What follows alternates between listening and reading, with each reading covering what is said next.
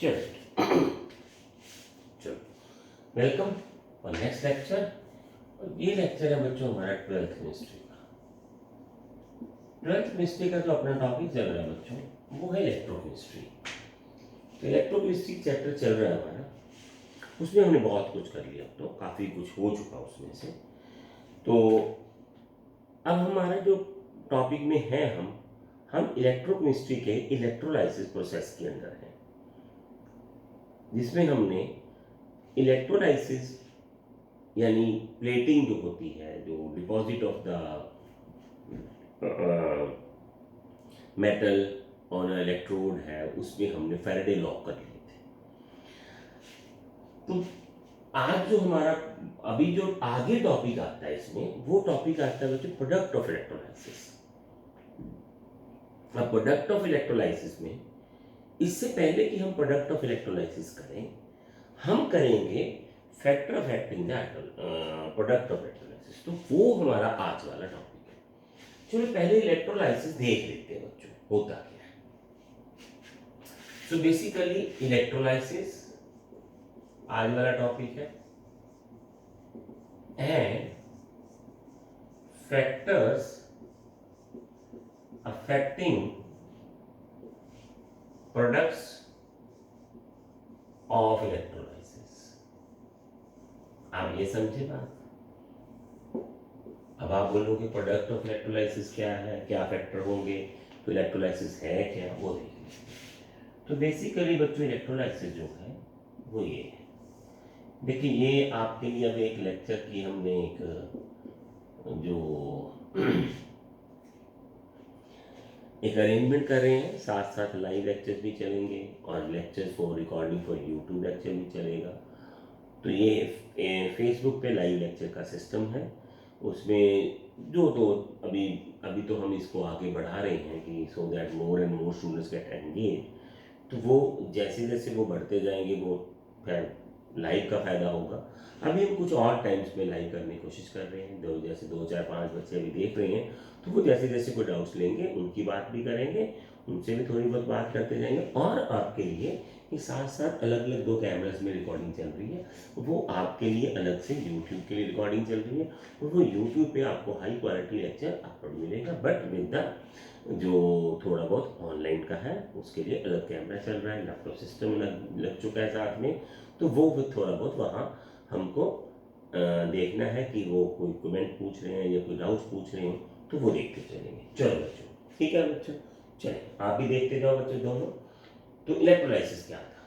तो इलेक्ट्रोलाइसिस बच्चों जो होता है वो होता है कि इलेक्ट्रिक करंट जो है हम पास करते हैं इलेक्ट्रोलाइटिक सॉल्यूशन में, which consist of aqueous solution और मोटर सॉल्यूशन।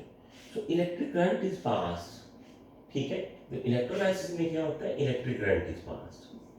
मैं आपको इलेक्ट्रिक करंट इज पास्ट, ठीक है। मैं ये नहीं मानता, पर ये डेफिनेशन यही है, ठीक है। तो electric current is pass to give the various products. मैं ये मानता हूँ बच्चों कि जो ये बैटरी है, ये इलेक्ट्रिक बैटरी है, ये तो सिर्फ एनर्जी अपनी सप्लाई करती है to transfer the electrons from negative ion to positive ion, which is not possible when they are indirect approach। For example जैसे मान लीजिए ये मोल्टन NaCl है, ये हमने पिछली बार भी इस पे बात की थी, मोल्टन NaCl। अब ये इलेक्ट्रोलाइसिस इस एंगल से तो पढ़ाते ही नहीं है हमें, देखिए है बनेगा वही, हम पहले बात कर लेते हैं बच्चों। तो ये पॉजिटिव है, तो ये जो ये क्या होता है बच्चों, ये नेगेटिव प्लेट है, तो ये वहां जाती है, ये कैथोड बोलते हैं इसको। आप ये याद रखना है कि हमने कैथोड या एनोड कभी भी बैटरी के हिसाब से नहीं लेनी है, ध्यान रखना आपने। हमने कैथोड वहां वो लेनी है जहां पॉजिटिव चार्ज को इलेक्ट्रॉन मिलता है, वो कैथोड है।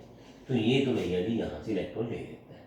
अब इसने यहाँ से इलेक्ट्रॉन ले लिया, ये इलेक्ट्रॉन सप्लाई हुआ बैटरी से, अब उसकी वजह से ये नेगेटिव यहाँ जाता है और अपना इलेक्ट्रॉन इसके ऊपर छोड़ के खुद ऐसे बन जाता है क्लोरीन, तो इलेक्ट्रॉन यहाँ दे देता है।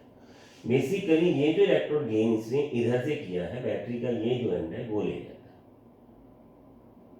आप ये समझे बात? चलिए, ये तो पहले भी किया होगा ना आपने, दोबारा देख लिया।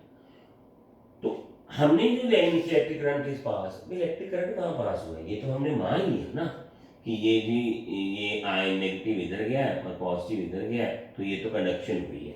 बेसिकली Cl डायरेक्टली Na को इलेक्ट्रॉन नहीं दे रहा था, बैटरी की हेल्प से हमने क्लोरीन से इलेक्ट्रॉन छीन के सोडियम को दे दिया और वहां डिपॉजिट हो गया। Sodium plus 1e, sodium solid, chlorine plus negative negative, तो इसमें से ये बना क्लोरीन प्लस सी नेगेटिव, ठीक है ना, ये प्रोडक्ट बनती है। अब वो तो आपको यहाँ 2 डालना है, 2 डाल दीजिए, वो कोई दिक्कत नहीं है, वो तो गैस बन के उड़ जाना है, हमने तो एटम ही रखा है इसको। तो ये आ गया अपने पास ये प्रोडक्ट। अब पता चला आपको, तो इलेक्ट्रिक करंट इज पास, ठीक है, in the electrolytic solution which consist of the molten और एक्वस सॉल्यूशन। हाँ बच्चों, अभी यहाँ आप ध्यान से सुन लो, जो उनसे पूछा है, ये मोल्टन का मतलब है यहाँ वाटर नहीं डाला है, ये पिघला हुआ सोडियम है, ये डालना है। हाँ ठीक है, आपका पॉइंट वैलिड है जो आपने यहाँ पूछा कि एक्वस डालने से और NaC मोल्टन डालने में फ़र्क क्या है, तो वो मैं अभी आपको क्लियर करता हूँ, अभी वेट कर ले, यहाँ कर लो पहले। तो इलेक्ट्रिक करंट इज पास, ये ध्यान से सुनो, which consist of aqueous solution और molten solution, pass through aqueous solution, aqueous और मोल्टन सॉल्यूशन, ठीक है। अभी आपकी बात पे आ रहे हैं बच्चे, तो सोडियम ये वाला, ये क्या हुआ है सोडियम का, और ये क्या हुआ है, देखिए हमने आपने जो सीख रखा है वो है ये, जब वो कोई इलेक्ट्रॉन गेन करता है, ये इसकी रिडक्शन हुई है और ये हुई है इसकी ऑक्सीडेशन, ठीक है, इलेक्ट्रॉन गेन का रिडक्शन है। पर मैं आपको बात बता दूं, ना तो मैं कंफ्यूज करूंगा आपको, ना आप लोग ध्यान रखना। हाँ जी बच्चे, ठीक है, यस यस। देखिए हम जो रिडक्शन की बात करेंगे वो इलेक्ट्रॉन गेनिंग पे बात करेंगे, हम रिडक्शन पोटेंशियल पे बात करेंगे, क्योंकि हमने इलेक्ट्रोकेमिकल सीरीज ही वही बनाई है, ठीक है। तो यहाँ इलेक्ट्रॉन जाके अपना रिडक्शन कर लेता है और क्लोरीन जो अपनी ऑक्सीडेशन कर लेती है। ऑक्सीडेशन मीन्स आप इलेक्ट्रॉन को लूज कर देती है और रिडक्शन मीन्स वो इलेक्ट्रॉन गेन कर लेती है। अब आपका डाउट कर लेते हैं बच्चों, एक्वस, जब आप एक्वस डालोगे तो पानी में आपके पास ऐसा होगा, ये देखिए, फिर 4 होगा। अब यहाँ पे ये बंदा है, यही तो फैक्टर कर रहे हैं बच्चों अपने, यही फैक्टर कर रहे हैं, ठीक है, यू गॉट द पॉइंट। क्या है कि एक्वस में पानी भी आएगा। अब रिडक्शन हाइड्रोजन की होगी कि सोडियम की, ये आपको देखना है, रिडक्शन किसकी होगी। तो रिडक्शन किसकी होगी वो हम अभी आगे डिस्कशन में ले लेंगे। तो आपका डाउट ये क्लियर हुआ कि मोल्टन और एक्वस में फ़र्क क्या है। मोल्टन और एक्वस में फ़र्क ये है कि एक्वस में एच वो भी साथ में रहते हैं, तो ये आ गया। जो आगे अभी लिख देते हैं, जो पहला फैक्टर है, तो आप ही के पॉइंट से पहला फैक्टर बना लेते हैं, nature of electrolyte. Nature of electrolyte, तो नेचर ऑफ इलेक्ट्रोलाइट में क्या है बच्चों, ये ध्यान रखना आपने। नेचर ऑफ इलेक्ट्रोलाइट क्या है, इलेक्ट्रोलाइट जो प्रोसेस है can take place only when a substance is able to give the ions in the solution. So nature of electrolyte means, ठीक है, electrolysis depends upon the ions given by the substance in molten और aqueous solution, ठीक है। इसका क्या मतलब है, अब वो आया आपका क्वेश्चन जो आपने वहां साइड पे पूछा है, उसकी बात कर लेते हैं। तो नेचर ऑफ इलेक्ट्रोलाइट का मतलब ये है बच्चे कि कौन सी आयन देता है, जैसे यहाँ आयन दिए, अब ये नहीं है, मान लीजिए ये है मोल्टन, तो ये प्रोडक्ट बन गया। अब ये आ गया बच्चों H पॉजिटिव और साथ में आ गया OH नेगेटिव। अब इन दोनों में से कौन सा वहां जाके रिड्यूस होगा, वो डिपेंड करता है इसके रिडक्शन पोटेंशियल पर, ठीक है। जिसका रिडक्शन पोटेंशियल ज़्यादा होगा वही इलेक्ट्रॉन गेन करेगा। तो इसका रिडक्शन पोटेंशियल 0 है, इसका रिडक्शन पोटेंशियल -2.71 है। रिडक्शन पोटेंशियल इसका तो हम 0 लेते हैं क्योंकि ये तो हमारे स्टैंडर्ड इलेक्ट्रॉन, और ये है -2.71। तो इसका गेन करने की पावर कम है एज कंपेयर टू दिस, तो ये जाके वहां रिड्यूस होगा जब ये 4 है। कौन से आयन दे रहा है वो? ये वाले दे रहा है। अभी पॉइंट क्लियर कर रहा हूं आपका। तो नेचर ऑफ इलेक्ट्रोलाइट में जो वो आयन देता है, क्या उनका रिडक्शन पोटेंशियल हाइड्रोजन से ज्यादा है कि कम है? समझे बात आप? अगर तो उनका रिडक्शन पोटेंशियल हाइड्रोजन से कम है तो हाइड्रोजन ही वहां रिड्यूस होगी, तो फिर ये कभी रिड्यूस नहीं होंगे। इसका मतलब ये बना कि in aqua solution reduction of sodium can not take place. Reduction of sodium जो है, हाँ जी मैं देख लेता हूँ आपके कमेंट्स को आगे।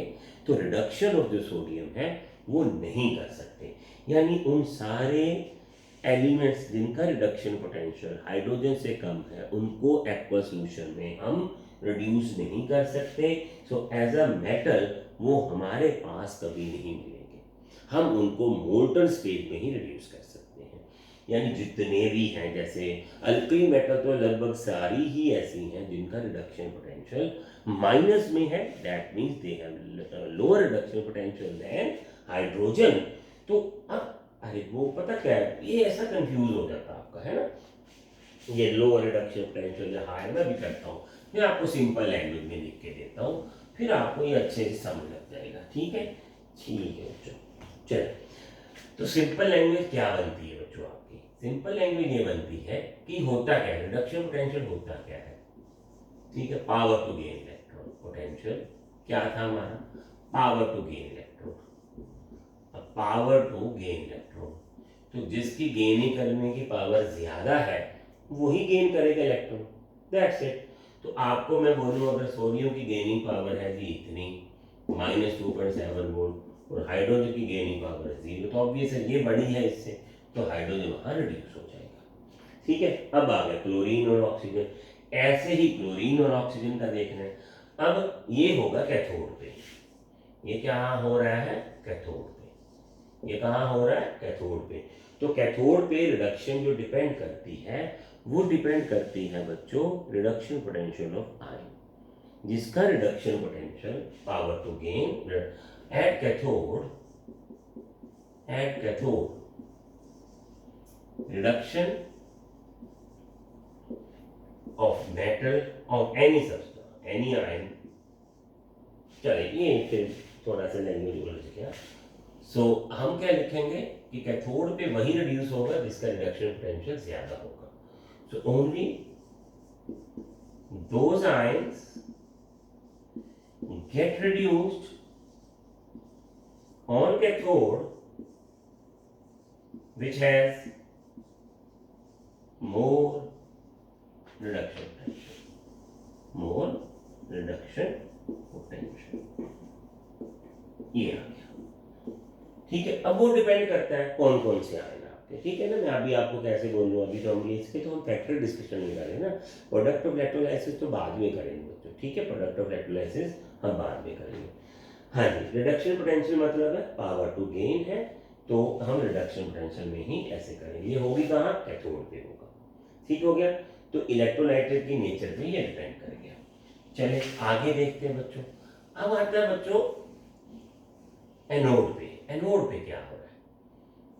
एनोड, ठीक है, एनोड पे कौन सा प्रोसेस होता है बेटे? लूजिंग ऑफ इलेक्ट्रॉन है, लॉस ऑफ इलेक्ट्रॉन। ठीक है, एटम एनोड। एनोड पे लॉस ऑफ इलेक्ट्रॉन। अब ये दोनों है बच्चों, ये दोनों लॉस करने का आएंगे। अब इलेक्ट्रॉन लॉस कौन करेगा? इलेक्ट्रॉन को लूज वही करेगा जिसका रिडक्शन पोटेंशियल यानी पावर टू गेन कम है। यही हमने इलेक्ट्रोकेमिकल सीरीज में किया था, हम दोबारा करते हैं बेटे इसको। तो लूज कौन करता है? जैसे देखिए हम क्या करेंगे, विच है लोअर रिडक्शन पोटेंशियल, जिसका रिडक्शन पोटेंशियल लोअर है, ठीक है, वही लूज करेगा इलेक्ट्रॉन। हम इसको ऑक्सीडेशन पोटेंशियल नहीं बोलेंगे।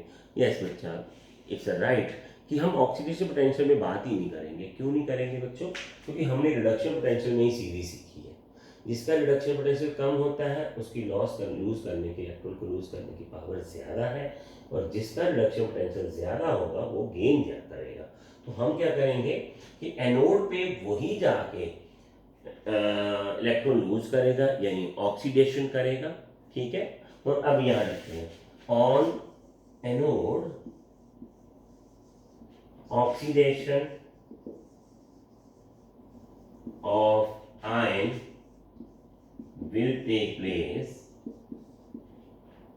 of which has lower reduction potential। अब आपको क्या देखना है कि किनका पोटेंशियल जो है वो लोअर है, कैथोड एनोड पे जाके इन दोनों में से वही जाके वहां रिडक्शन करेगा। चलिए आगे देख लेते हैं। तो पॉइंट्स और आ रहे हैं बच्चों के, ना साथ साथ डाउन्स आ रहे हैं, ठीक है। तो ये आ गया आपका, ठीक है। तो सोडियम और इसमें हमने लॉस और गेन को कंपेयर किया, तो वहाँ वो प्रेफरेंशियल होता है। अब यहाँ मैं आपको ये बता देता हूँ कि यहाँ ऑक्सीजन का एक जो ओवर वोल्टेज है वो काउंट होगा, वो प्रोडक्ट्स में काउंट करेंगे हम। तो ये आ गया एनोड पे हमारा काम, और वो एक हमने कर लिया कैथोड पे काम। तो कैथोड पे तो हमें चाहिए जिसका रिडक्शन पोटेंशियल क्या होगा, ज़्यादा, क्योंकि उसने वहाँ गेन करना है। एनोड पे हमें वो चाहिए जिसका रिडक्शन पोटेंशियल हो कम, क्योंकि वहाँ उसने इलेक्ट्रॉन लूज करने हैं। ये क्लियर हुआ आपको बच्चे? ठीक है, आपको क्लियर हो गया, सबको पता चल रहा है ना? अभी तो देख रहे हैं आप, हमने एक में बना लिया है। अब यहाँ से इन्होंने जाके वहाँ लॉस और गेन करना है। तो लॉस ऑफ गेन जो है वो वही करेंगे जिनको हमने रिडक्शन पोटेंशियल की सीरीज बना रखी है। सीरीज में जैसे हमने एक सीरीज बनाई थी जिसमें पहले आयरन आता है और लास्ट में लिथियम है। जैसे मान लीजिए लिथियम हो यहाँ आपके पास आयरन, ये लिथियम है प्लस, ठीक है ना। तो इसका तो रिडक्शन पोटेंशियल है ये वाला, ठीक है। तो ये तो यहाँ आएगा, इसको तो हम रिड्यूस ही नहीं कर सकते। मैंने वही तो बोला था कि जिसका रिडक्शन पोटेंशियल हाइड्रोजन से कम है उसको आप एक्वा सॉल्यूशन में रिड्यूस कर ही नहीं सकते। ये आपको ध्यान देना पड़ेगा, ठीक है। तो ये आपको ध्यान दे के इसको अच्छे से नोट कर लीजिए, समझ लीजिए बच्चों, ठीक है। तो रिडक्शन पोटेंशियल में हम कुछ बातों को ध्यान रखेंगे। लोअर रिडक्शन पोटेंशियल ही वहाँ जाके होगा। हाँ, यहाँ एक और है बात, यस, एक मिनट में देख लूँ, ठीक है बच्चों।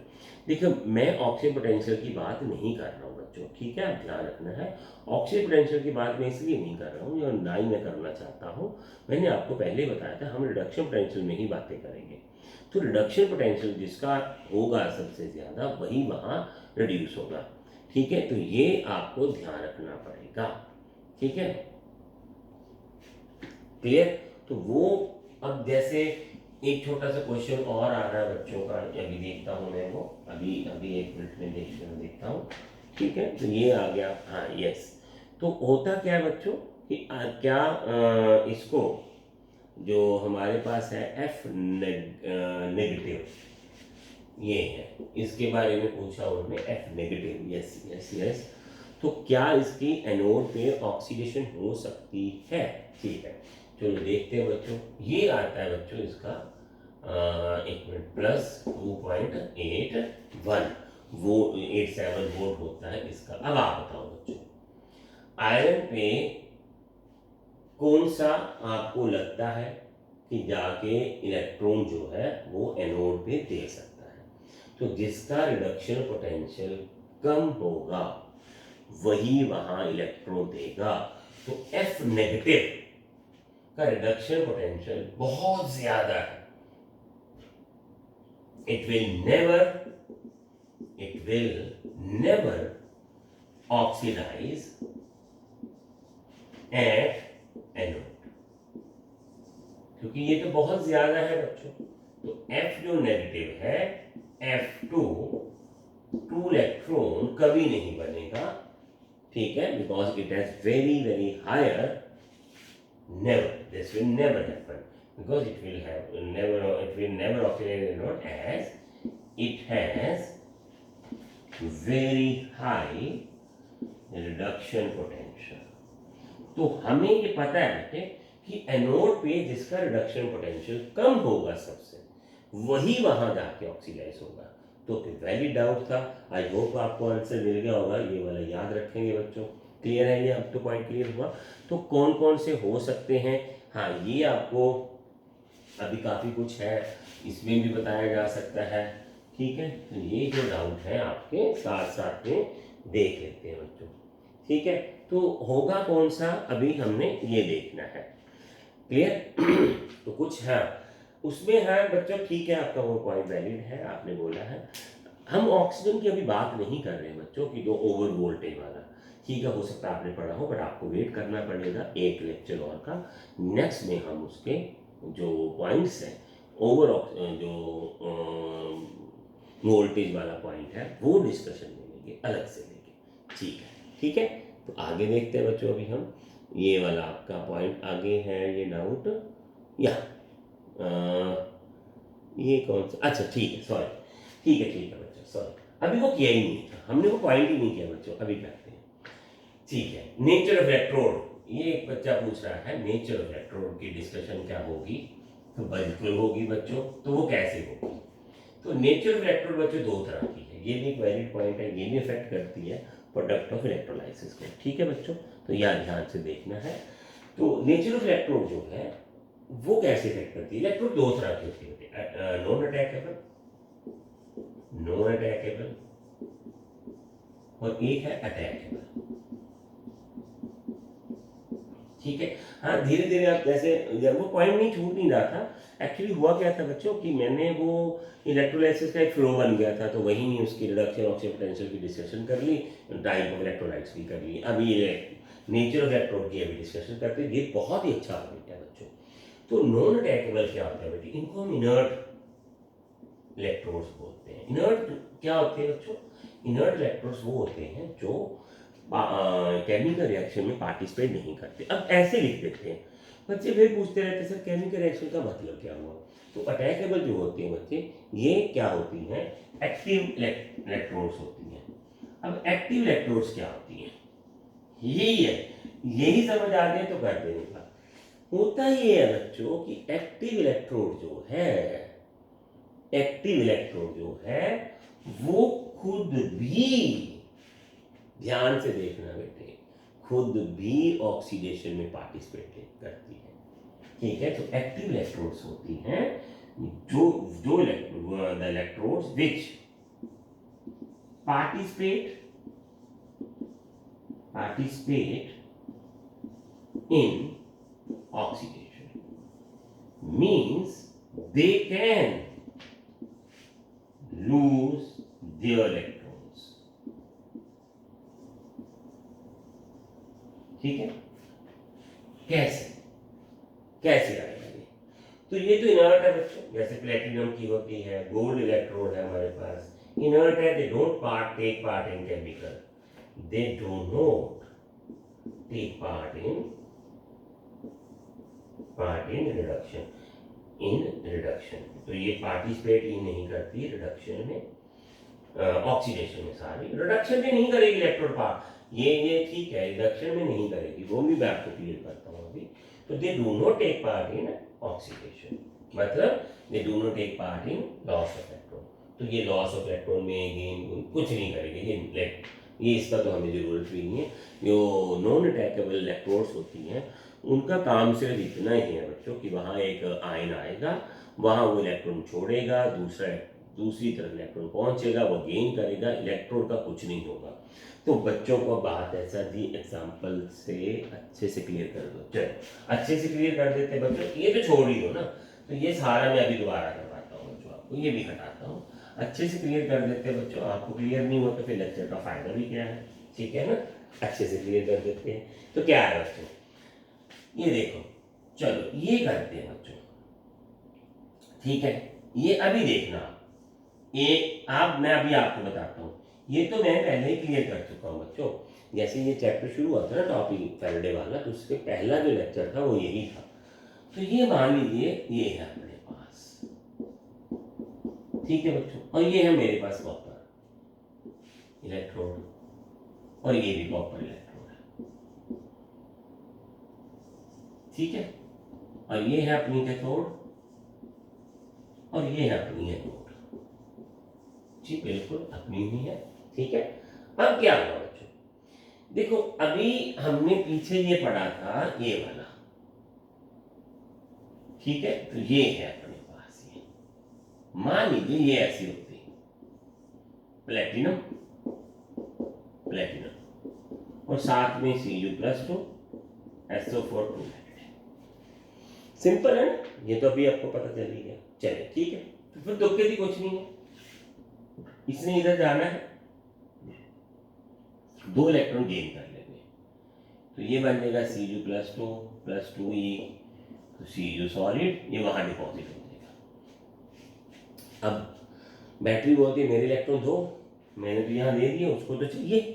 ये बात ध्यान से रखना बच्चों, आप ही के लिए पॉइंट है, आप तो खैर साथ साथ सुनना ही आपने तो, ठीक है। तो वो जो पॉइंट्स अभी डिस्कशन में आ रहे हैं वो आपको मिल ही रहे हैं। तो बच्चा जी बैटरी पहले इलेक्ट्रॉन दे देगी, तो इसका मतलब यहाँ इलेक्ट्रोड का कोई काम नहीं है, यहाँ तो इलेक्ट्रोड का जो इलेक्ट्रॉन है, ये आप ध्यान से सुनना है आपको पूरा, ठीक है। तभी आप भी प्लीज ध्यान से सुने।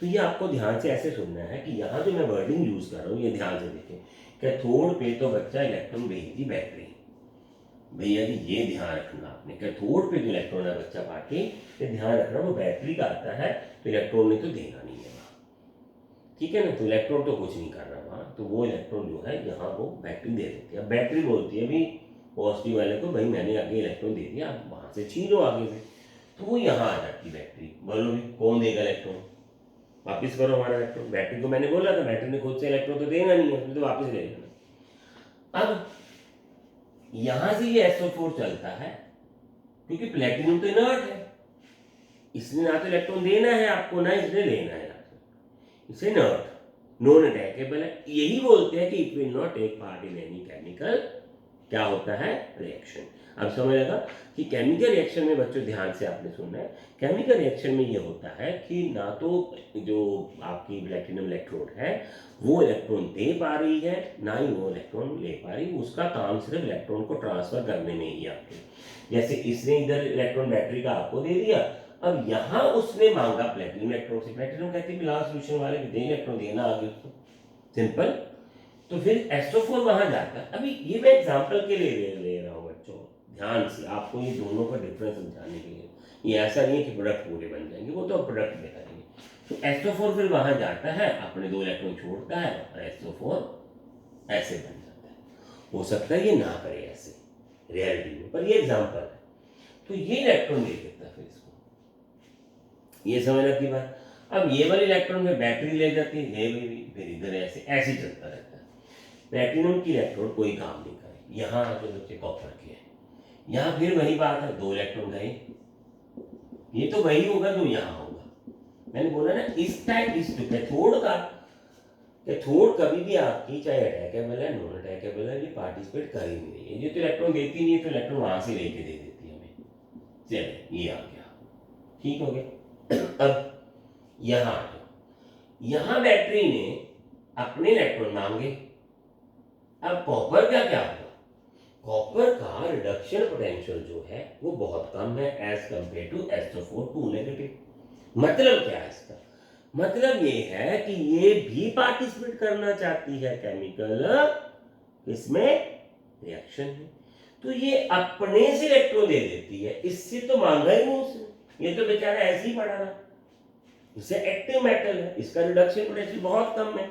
आप समझे बात, ठीक है। अभी आपको पता लग रहा है ना बच्चों, दोनों कंफ्यूज मत हो जाना। There are 2 cameras are working, one on the online and one is for the YouTube. तो हम ऑनलाइन के लिए अलग से और यूट्यूब के लिए अलग से रिकॉर्डिंग कर रहे हैं, क्योंकि हम यूट्यूब पे लाइव अभी नहीं जा पा रहे हैं, ठीक है बच्चों। क्योंकि हमारे पास सब्सक्राइबर कम है 1000 से, हम आपको रिक्वेस्ट ही कर रहे हैं प्लीज़ आप सब्सक्राइब कीजिए, सो दैट हमें एक ही कैमरा पे काम करना पड़े, ठीक है। तो चले क्लियर हुआ, तो फिर नहीं तो दोनों तरफ मिसअप होता रहता है। पर फिर भी साथ साथ लाइव है, 2 4 5 बच्चे बैठे हैं, 6 10 12 ही हैं, तो वो हमें कुछ ना कुछ डाउट्स पूछ रहे हैं, वही बात कर रहे हैं, ठीक है। तो ध्यान रखना बच्चों।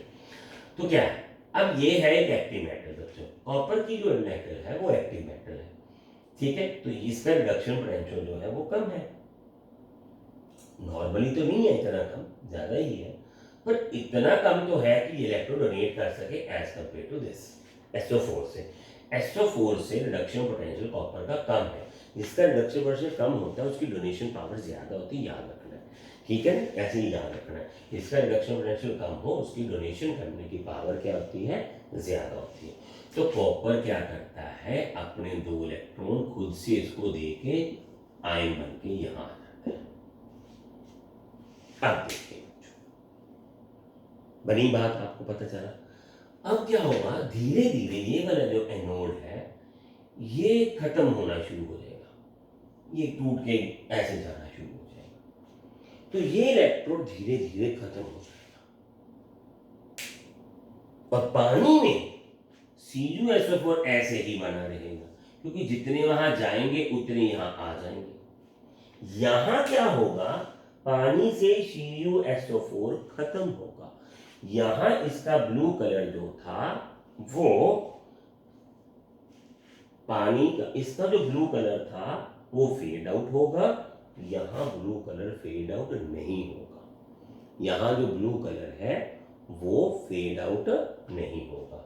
क्यों नहीं होगा, क्योंकि यहां तो कॉपर वहां जा रहा है, SO4 यहां आ जाए तो खत्म हो गया।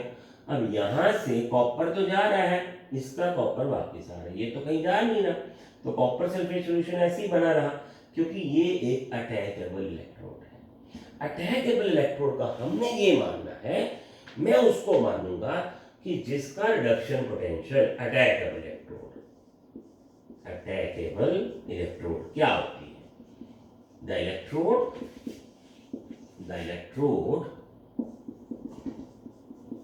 which has lower reduction potential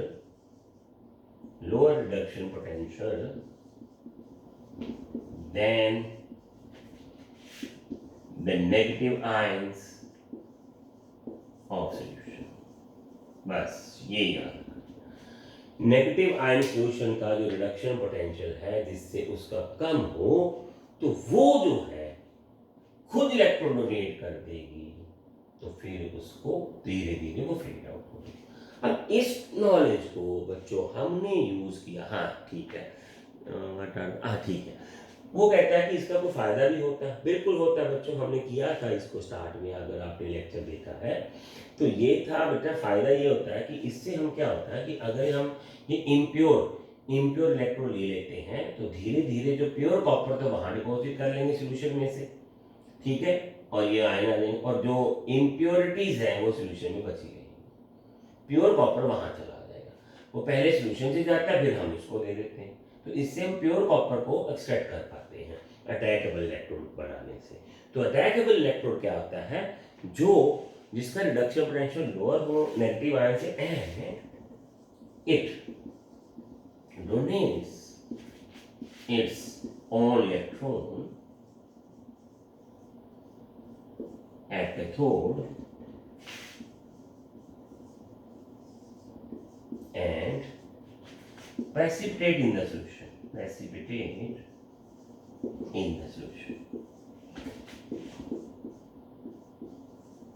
and slowly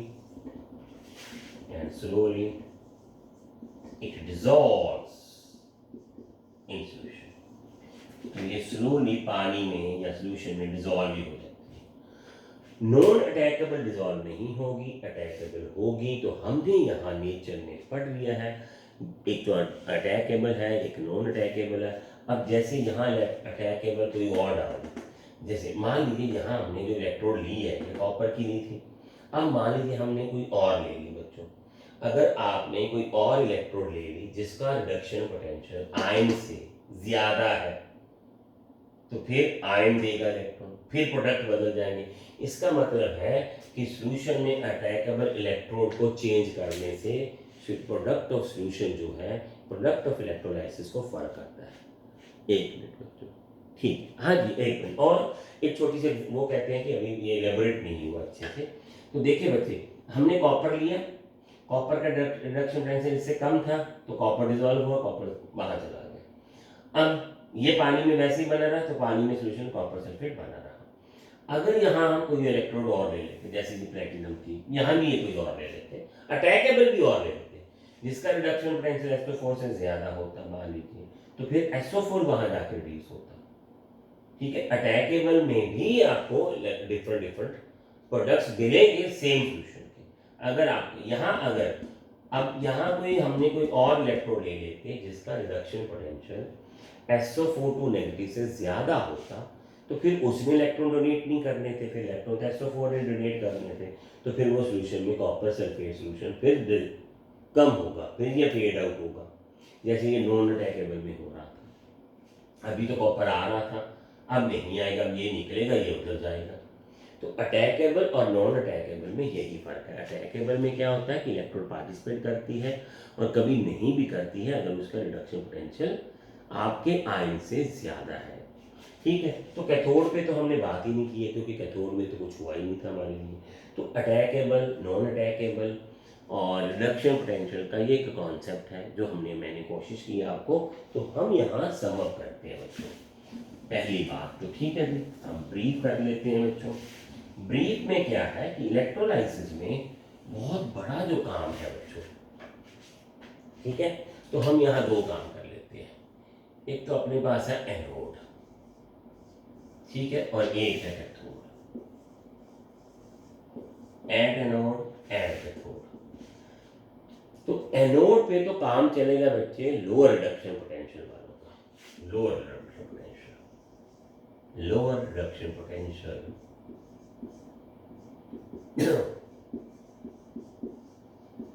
are active, ये है।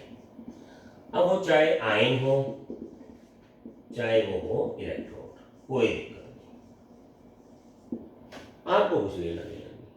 कैथोड पे आ गया बच्चों हाई रिडक्शन पोटेंशियल, ठीक है, ये हो आयंस के लिए। इलेक्ट्रोड्स का तो काम ही नहीं है यहाँ कुछ, ठीक है, लिखना तो लिख लीजिए। पर हाई रिडक्शन पोटेंशियल में आयन, जिसका रिडक्शन पोटेंशियल आयन है वो आयन एक्टिव है। High reduction potential are active, ये एक्टिव रहता है यहाँ, और ये है आयंस, ये अपने यहाँ की। बस इसको ध्यान रखना। High reduction potential means power to gain, more. A lower reduction potential means power to lose electrons. तो हमने अपना पूरा जो है वो जो फैक्टर है पूरा कर दिया। ये समझे बात है, ठीक है, हमने जो है पूरा फैक्टर को कंप्लीट कर दिया। अभी एक मिनट और देख, हाँ जी, थैंक यू बच्चा। तो ही सेइंग दैट आपने जो समराइज किया है वो अच्छे से कर दिया, अब ये याद रहेगा। बिल्कुल बच्चे आप इसका नोट्स बना के रखो, आपको याद रहेगा। बस इसी एंगल से सोच रहे हैं। हाँ, वहाँ एक और बात है बच्चे, इतना क्लियर भी नहीं है, इतना भी वो सिंपल नहीं है। वहाँ एक छोटा सा फैक्टर और ऐड होगा, ओवर वोल्टेज ऑफ ऑक्सीजन।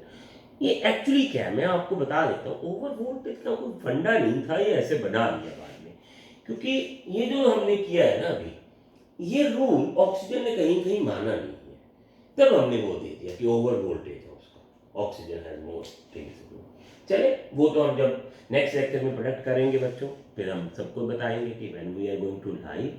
तो अभी तो रैंडम ऑर्डर में कुछ बच्चे आए हैं, एंड जैसे कुछ 2-3 आज डाउट्स आए हैं, 3-4, इससे और क्वालिटी बढ़ जाती है। आप जब पार्टिसिपेट करते हो अच्छे से, अगर आप अच्छे से कर रहे हो तो, अगर आप ऐसे ही बेकार सा कोई कमेंटिंग कर रहे हैं तो वो तो अलग बात है, बट अगर आप अच्छे से इन्वॉल्व होकर डाउट्स पूछते हो तो it will make the lecture better, ठीक है। तो टीचिंग क्वालिटी टीचर्स की तभी बढ़ती है जब आप अच्छे से डाउट पूछते हो। तो इसीलिए हमने साथ साथ लाइव में जाने के रखा है। फिर एक रिक्वेस्ट है बच्चों, अगर आपको ये लेक्चर अच्छा लग रहा है तो शेयर कर दें प्लीज़, इसको सब्सक्राइब करें चैनल को, सो दैट हम यूट्यूब पे लाइव रहें और हमें एक ही कैमरे पे काम करना पड़े, नहीं तो 2 अलग अलग प्लेटफॉर्म में जाना पड़ता है। कुछ क्वालिटीज़ की कमी होती है, कुछ सेशन को हमें सेटअप अरेंजमेंट में बहुत टाइम लगता है, नहीं तो यहीं से एक ही कैमरे से हो जाए। चलो ठीक है, आगे देखते हैं।